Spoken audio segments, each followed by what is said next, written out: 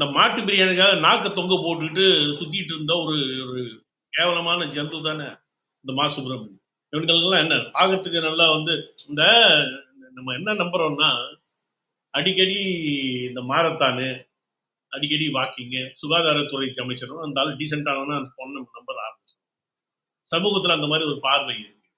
கையில வந்து ஒரு கோலை பிடிச்சிட்டு காலையில ட்ராக் ஷூட் போட்டுட்டு போயிட்டா இவன் ரொம்ப யோகியன் அப்படின்னு வெள்ளைக்காரன் ஏன் வந்து பொய் சொல்ல மாட்டான்டான்னு ஒரு காலத்துல நம்புவாங்க. அந்த மாதிரி தான் இதெல்லாம்.